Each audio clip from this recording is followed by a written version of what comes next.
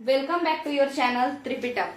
अभी हम लोग शुरू करने जा रहे हैं यहाँ पे आपका इंडियन ज्योग्राफी का पार्ट 2 लूसेंट मॉडल। ठीक है, तो इसी को हम लोग समझने का कोशिश करेंगे। ठीक है, चलिए शुरू करते हैं। अगर हम इंडियन ज्योग्राफी की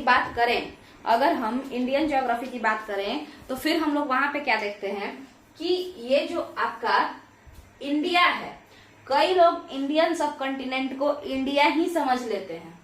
पिछले वीडियो में हम लोग क्या क्या बात किए थे आपको पता होना चाहिए। पार्ट 1 डाला जा चुका है, इंडियन ज्योग्राफी इस चैनल पे स्टार्ट हो चुका है। हिस्ट्री तो पहले ही से चल रहा है। बिहार हिस्ट्री खत्म हो चुका है। बिहार का मॉडर्न हिस्ट्री से सबसे ज्यादा क्वेश्चन आता है बिहार स्पेशल में, क्लियर है। एनसीईआरटी भी चल रहा है।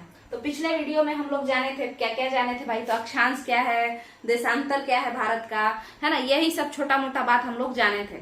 ठीक है, और अभी इस वीडियो में हम लोग क्या देखेंगे, तो इस वीडियो में जो है उस पिछले वीडियो में और हम क्या जाने थे, तो हम लोग इंदिरा पॉइंट, इंदिरा कोल, ये सब के बारे में जाने थे। किबिथु, वलांगू, ये सब उसका उत्तरतम बिंदु, दक्षिणतम बिंदु, ये सब पढ़े थे। आप पार्ट 1 देखिएगा, ठीक है, और उसमें सारा दिया हुआ है। आज हम लोग इंडियन सब कॉन्टिनेंट को समझेंगे, फिर नेबरिंग कंट्री से स्टार्ट करेंगे। देखिए, कई लोग इंडियन सब कॉन्टिनेंट यानी भारतीय उपमहाद्वीप को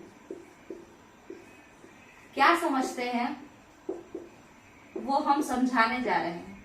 कई लोग भारतीय उपमहाद्वीप कहीं लिखा रहता है तो वो सोचते हैं भारत, वो क्या सोच लेते हैं कि भारत को ही भारतीय उपमहाद्वीप के नाम से भी जाना जाता है। बट आज हम लोग समझेंगे कि आखिर सब कॉन्टिनेंट का मतलब होता क्या है। तो भाई एक बात बताया जाए हमको कि सब कॉन्टिनेंट दो शब्दों से मिलकर के बना है, एक तो सब और दूसरा कॉन्टिनेंट। एक तो सब और दूसरा कॉन्टिनेंट। कॉन्टिनेंट का मतलब क्या होता है, महादेश, महाद्वीप, यही होता है। चलिए यहाँ समझते हैं आसान भाषा में उपमहाद्वीप क्या होता है। मान के चलिए एक बहुत बड़ा सा महादेश है, कोई महादेश। महादेश कौन होता है, जो बहुत बड़ा सा लैंड बॉडी हो, जो बहुत बड़ा भूस्थल हो, है ना, जो बहुत ही बड़ा इलाका हो भूस्थल का, तो हम उसे महादेश कहते हैं, जिसके अंदर कई सारे देश हो, है ना। और भी इसके मतलब इसका डिफिनीशन काफी लंबा चौड़ा होता है कि आप किसी को कॉन्टिनेंट कैसे कहेंगे। ठीक है, तो उसको हम अलग से ही बताएंगे, बट यहाँ पे आसानी से हम लोग समझने का कोशिश करेंगे। पहले तो अगर एक महादेश है, ठीक है, अगर एक महादेश है और हम क्या किए, उस महादेश का कुछ एरिया, कुछ बड़ा एरिया, कुछ बड़ा हिस्सा अपने अंडर कर लिए, इतना जाके हम कैप्चर कर लिए। हम क्या किए कि कोई एक बड़ा सा महादेश हो और उसका कुछ हिस्सा हम कैप्चर कर लिए, कुछ हिस्सा हम क्या कर लिए, कैप्चर कर लिए, गए और सबको पीट पाट के जो है यहाँ तक हम जो है कैप्चर कर लिए। क्लियर है, हम ये किए।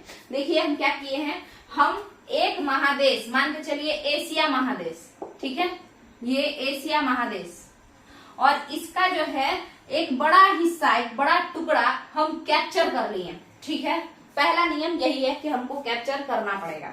उसके बाद हम क्या किए, हम गए भगवान जी के पास, ठीक है, और हम भगवान जी से क्या बोले कि भगवान जी इतना दूर एरिया जो है हम हड़प लिए हैं, इतना दूर का जो एरिया है हम हड़प लिए हैं, और हमको बिल्कुल पसंद नहीं आएगा कि इतना जो हम हड़पे हैं इसके अंदर और कोई इधर से या इधर से या इधर से या नीचे से कोई आए।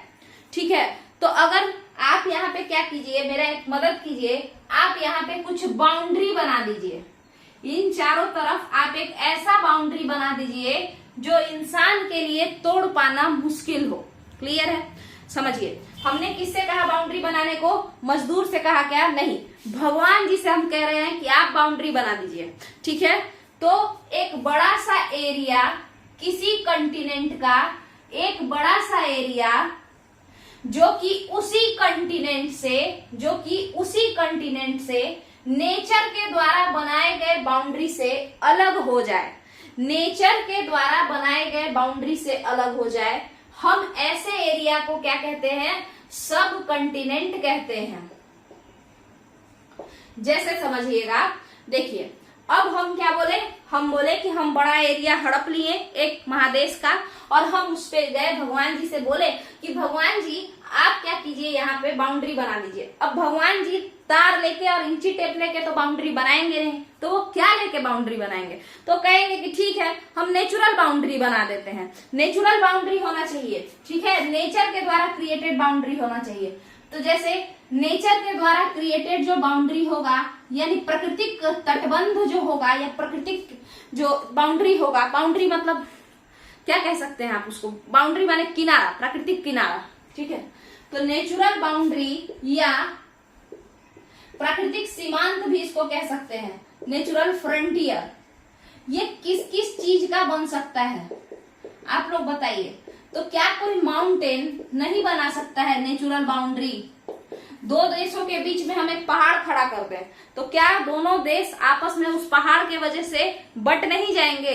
क्या वो नेचुरल बाउंड्री बॉर्डर का काम नहीं करेगा? वो पहाड़, ठीक है, वो नेचर के द्वारा बनाया गया बॉर्डर है।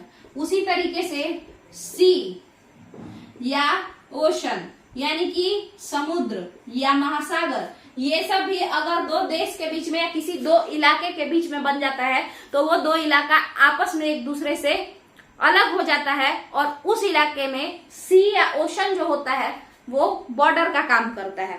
इसी तरीके से और क्या क्या हो सकता है? तो आपका यही माउंटेन, सी या ओशन। इसी तरीके से कोई लंबा सा पठार ही खड़ा हो जाए, जैसे पामीर का पठार किसी दो देश के बीच में खड़ा हो जाए तो वो भी नेचुरल बाउंड्री होगा, ठीक है। तो कोई ना कोई नेचुरल बाउंड्री होना चाहिए। तो हमने क्या किया, एक बहुत बड़ा एरिया पहले तो हड़प लेना है, किसी कंटिनेंट के अंदर का बहुत बड़ा एरिया हड़प लेना है, ठीक है। और उसके बाद कहना है कि भगवान जी नेचुरल बाउंड्री बना दीजिए, ठीक है। तो ऐसा इलाका ही सब कंटिनेंट कहलाता है। अब समझिए कि ये जो सब कंटिनेंट है इस पे कैसे कैसे भगवान जी बाउंड्री बनाए हैं। देखिए, आप लोग कहेंगे कि छोटा सा इलाका हड़प लिए तो क्या इसको भी कह सकते हैं क्या नेचुरल बाउंड्री? तो हम वो भी समझाएंगे, है ना, उसमें हड़बड़ाने वाला बात नहीं है, हम वो भी बताएंगे अच्छे से। पहले ये समझते हैं कि आखिर ये जो इलाका हम हड़पे हैं इस पे कौन कौन सा बाउंड्री बनाया गया है। हम इसी को यहाँ पे बनाने जा रहे हैं, हम इसको यहाँ पे बनाने जा रहे हैं। देखिएगा, देखिए ये जो इलाका है ये मेरा हड़पा हुआ है, एशिया में से हम इसको हड़प लिए हैं इतना दूर में। अब हम भगवान से बोले थे बाउंड्री बनाने के लिए, तो भगवान जी यहाँ पे एक पहाड़ बना दिए और बोले कि इसके उस तरफ का जो भी लोग होगा, पहाड़ के उस तरफ का, वो तुम्हारे साइड नहीं आ पाएगा आसानी से, ठीक है। तो हुआ यहाँ पे ये कौन सा पहाड़ है जो कि मेरे लिए बॉर्डर का काम कर रहा है? तो हिमालय। कौन सा पहाड़ मेरे लिए बॉर्डर का काम कर रहा है? हिमालय। क्लियर है। फिर हम इधर से भी मना, यहाँ तक मेरा हम हड़पे हैं तो बोले भगवान जी बाउंड्री बना दीजिए, तो यहाँ भी वो एक पहाड़ बना दिए और वो पहाड़ है किस शेप में, उसका नाम क्या है? वो ऐसे है, इधर से इधर की ओर है, ठीक है। नाम है हिंदू कुश। नाम क्या है? हिंदू कुश। सिमिलरली आपका यहाँ से लेकर के यहाँ तक बाउंड्री भगवान जी बनाए हैं फिर से, क्योंकि हम बोले हैं कि जितना हम हड़पे हैं उसके चारों तरफ बाउंड्री बना दीजिए।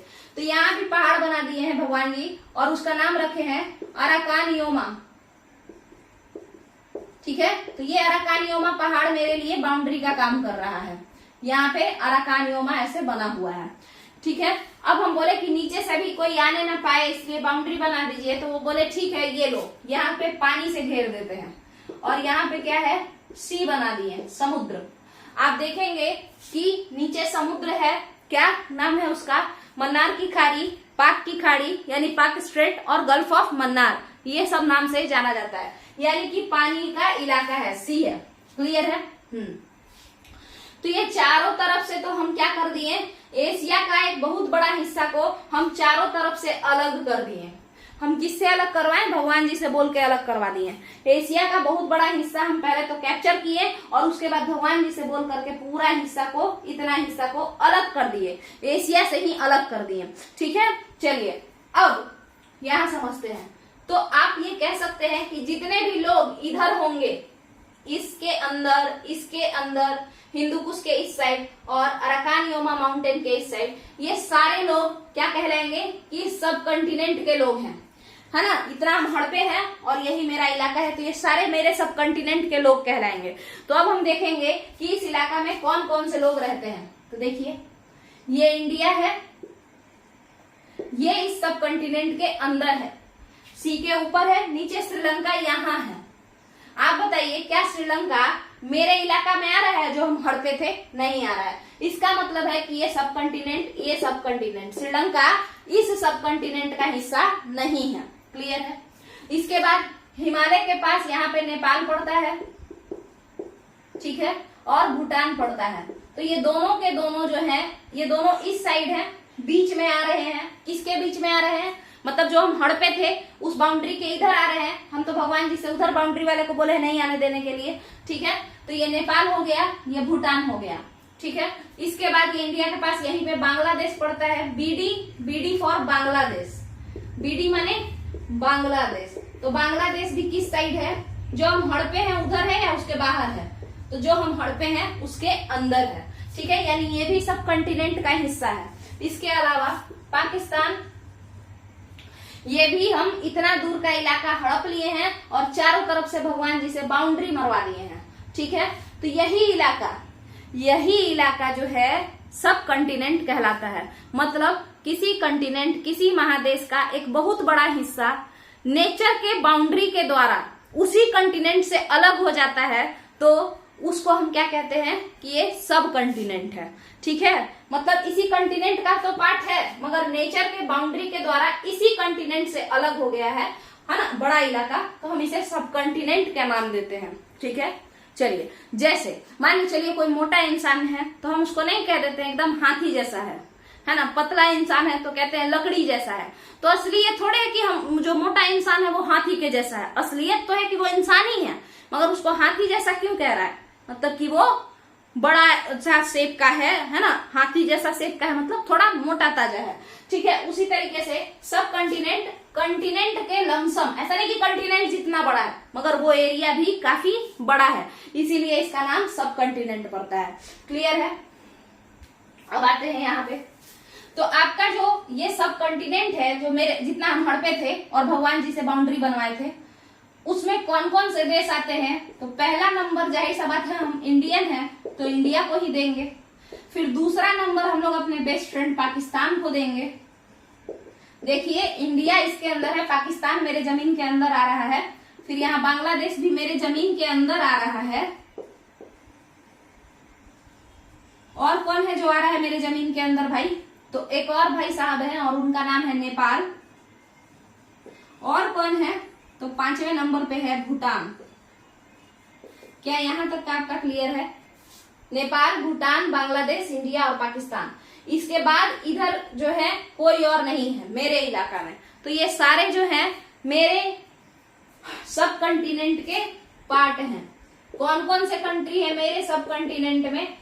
कोई भी बड़ा इलाका जो हम हड़प ले और इस पे नेचर का बाउंड्री पड़ जाए चारों तरफ से किसी महादेश का, तो उसको हम सब कंटिनेंट, उप महाद्वीप कहते हैं। चलिए, अब ये सब कंटिनेंट का नाम क्या रखा जाए? अब लड़ाई ये हुआ कि इस सब कंटिनेंट का नाम क्या रखा जाए। बताओ तो जरा, इस सब कंटिनेंट का नाम क्या रखें? तो जो भारत के लोग थे वो कहे कि इतना जो हिस्सा है ना, इतना हिस्सा, हाँ, इसका नाम इंडियन सब कंटिनेंट रखो, ठीक है। फिर जो पाकिस्तान वाले लोग थे तो वो लोग बोले कि अच्छा, इसके अंदर हम नहीं आते हैं क्या, इसका नाम पाकिस्तान सब कंटिनेंट रखो, ठीक है। उसी तरीके से फिर बांग्लादेश वाला बोला नहीं नहीं, बांग्लादेशी सब कंटिनेंट रखो, नेपाल सब कंटिनेंट रखो, तो भूटान सब कंटिनेंट रखो। तो सब लोग जब आपस में झगड़ा करने लगे, तो सभी लोग जब आपस में झगड़ा कर रहे थे, तो जो लोग ज्योग्राफी के पढ़ाने वाले थे और जो ज्योग्राफी को पढ़ने वाले थे, यानी जो लोग ज्योग्राफर थे, भूगोलवेत्ता थे, तो वो लोग बोले कि ऐसे बार बार हम नाम नहीं बदल सकते हैं। हम क्या करते हैं, इस इलाका का जो सबसे बड़ा जगह है, इस इलाका का जो सबसे बड़ा जगह है क्षेत्रफल की दृष्टि से, एरिया वाइज, हम उसी के नाम पर इस पूरे इलाका का नाम रख देते हैं। जैसे अगर हम लोग एक बात समझें, तो हम लोग के मम्मी पापा, जैसे मान चलिए कि अगर हम 4 भाई बहन हैं, तो उन 4 भाई बहनों में जो सबसे बड़ा होगा, है ना, जो सबसे बड़ा होगा, मम्मी पापा को उन्हीं के नाम पे बुलाया जाता है। जैसे बोला जाएगा इंदू की मम्मी, ऐसे करके बार बार बुलाया जाएगा, ठीक है। तो कहने का मतलब है कि जो सबसे बड़ी बहन या बड़ा भाई होता है, उसी के नाम पे मम्मी पापा को बुलाया जाता है, ठीक है। तो इसीलिए ये पूरा जो ये घर है जो हम हड़पे थे, है ना, ये पूरा इलाका में जो सबसे बड़ा होगा, सबसे बड़ा बच्चा, उसी के नाम पे इस पूरे घर का नाम पड़ जाता है। इसीलिए इस वाले सब कंटिनेंट को हम किस नाम से जानते हैं? तो इंडियन सब कंटिनेंट के नाम से जानते हैं। किस नाम से जानते हैं? इंडियन सब कॉन्टिनेंट के नाम से जानते हैं। ये इंडियन सब कॉन्टिनेंट में कौन कौन से देश आते हैं? तो भारत, पाकिस्तान, बांग्लादेश, नेपाल, भूटान। ठीक है। इंडियन सब कॉन्टिनेंट में बाउंड्री कौन बनाता है? कौन कौन सा नेचुरल बाउंड्री बनाता है? इंडियन सब कॉन्टिनेंट के चारों तरफ कौन लोग नेचुरल बाउंड्री बनाते हैं? आपसे क्वेश्चन अगर पूछा जाए तो आप कहेंगे कि भाई नॉर्थ में हिमालय बनाता है, इसके लिए बाउंड्री। इसके वेस्ट में हिंदुकुश पर्वत बनाता है, इसके लिए बाउंड्री। इसके ईस्ट में अराकान योमा इसके लिए बाउंड्री बनाता है। और इसके साउथ में नदी, समुद्र, कौन कौन समुद्र? तो पाक की खाड़ी और मन्नार की खाड़ी, पाक स्ट्रेट और गल्फ ऑफ मन्नार इसके लिए जो है क्या बनाता है? बाउंड्री बनाता है। क्या यहां तक का क्लियर है? क्या इंडियन सब कॉन्टिनेंट का ये वाला बात क्लियर है? चलिए, इसके बाद अब कई लोगों के मन में होगा, यहाँ पे हम समझ सकते हैं कि यहाँ पे जो है अफगानिस्तान को नहीं ले सकते हैं क्या, या फिर म्यांमार को भी इंडियन सब कॉन्टिनेंट में नहीं ले सकते हैं क्या? तो हम उसी को समझाने का कोशिश करेंगे। यहाँ पे